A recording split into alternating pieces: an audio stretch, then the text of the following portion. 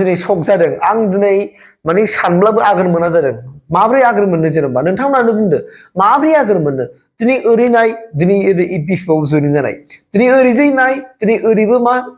UPPL आव जइन जानाय ओरैथिं BPF आव जइन जादों बेराफारसेथिं मा UPPL आव जइन जादों आरो फारसेथिं BJP आव जइन जादों अब्ला बे मोनसे जोंनि गेजेराव मोनसे गोनो गोथो हाबो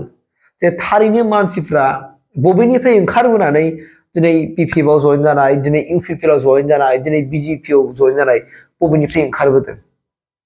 माबे राजखान्थिनिफ्राय ओंखारो होनदों दिनैबो बुङो BJP निफ्राय UPPL निफ्राय GSP निफ्राय दिनै ओंखारनानै दिनै BPF आव जइन जादों नङा होमबा BJP निफ्राय ओंखारदों UPPL निफ्राय ओंखारदों GSP निफ्राय ओंखारदों आरो बिथांमोना दिनै BPF आव जइन जादों होननाय जोङो निउस मिडियायाव जों नुगासिनो दङ दैदेनगिरि सारनि बुंनाय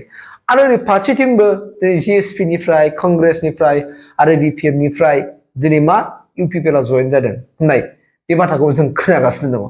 फारसेथिं दिनै BJP आवबो दिनै BPF आरो GSP निफ्राय ओंखारनानै दिनै BJP आव जइन जानाय बे मोनसे माबा जागासिनो दा BTR आव जों बुंनो थाङोब्ला जयनिंनि कम्पिटिशन जागासिनो दङ फैबाय थानाय BTC इलेक्शनखौ नोजोर बोनानै दिनै जायफोर राजखान्थि हान्जाया दिनै BTC हालामाव स्ट्रं गोख्रों हान्जा बिथांमोना दिनै गाव गावनि हान्जाखौ माब्रैबा मेजरिटि एबसलिउटलि मोनसे सिंगल मेजरिटि लानानै सरकार दानो हागोन बेनि थांखि आरो नोजोरजों बिथांमोना दिनै गावनि हान्जाखौ गोख्रों स्ट्रं खालामनो थाखाय दिनै जयनिं हाबाफारिखौ लाया नङा लागासिनो दङ दा ओंखायनो दिनै आं आन्दायदों आंनि आन्दायनायनि खारना बेनोखि मानसिफ्रा बबेनिफ्राय ओंखारबोदों बिसोर सिगां बाहा दंमोन जेरानाखि इलेक्सना खाथि फैयो अब्ला जयनिंनि दोहौ जायो मोनसे दोहौ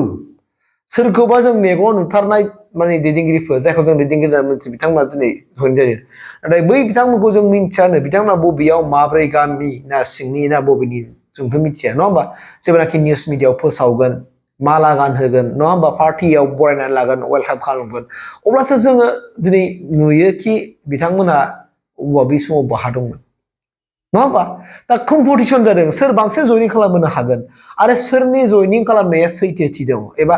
सोरनि जयनिं खालामनाया नंखाय आरो सैथो बेखौबो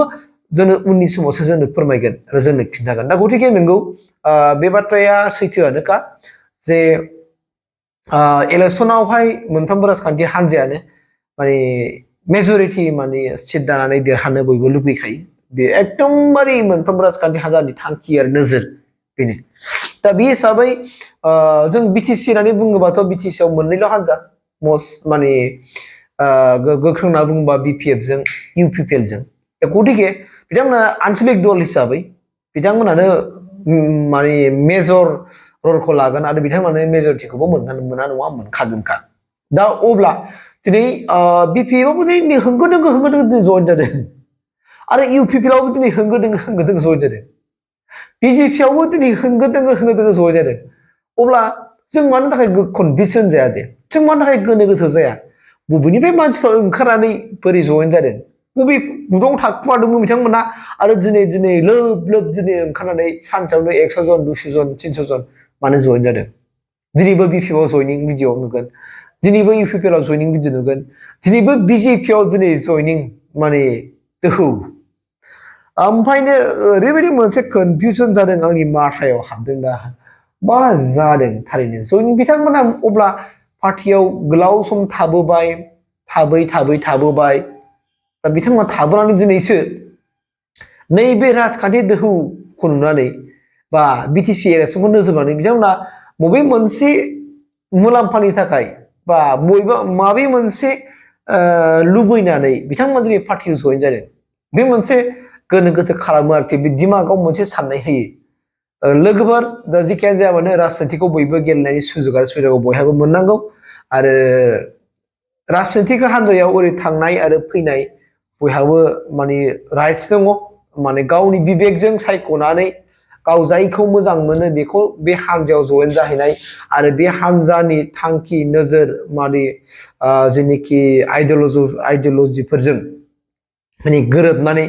खामानि मावनो मोननाय सुजुगखौ बिथांमोननो होनांगौ आरो बिथांमोना मोननांगौ दा गतिके आं नोंथांमोननो बिनिखायनो बेखौनो फोरमायदों आंनि बे चेनेलनि गेजेरजों आं होननाय जाहैबाय मा नोंथांमोना नोंखागौ जे जायफोरनाखि ससियेल मिडिया बाहायो फेसबुक नायो इउटुब नायो नोंथांमोनहा जे नुदों जयनिं एकदमबारे जयनिंनि बारा ओरैबो जयनिं बिजेपिनि जयनिं ओरैबो UPPL नि जयनिं ओरैबो माबानि जयनिं नङा होमबा BPF नि जयनिं अब्ला सोर बबे हान्जाया माबायदि स्ट्रंयै खामानि मावदों आरो सोर हान्जाया गोख्रोंसिन जानानै दङ बेखौ जों फैबाय थानाय समावसो मिथिगोन आरो बबे हान्जाया देरहानानै एबसुलिटलि मेजरिटि भट लानानै जाय हान्जाया देरहागोन बेखौसो जों मिथिगोन नङा होमबा आरो बिथांमोना सरकार दागोन दा ओंखायनो जयनिंआथ' जाबाय थाखागोन नङा होमबा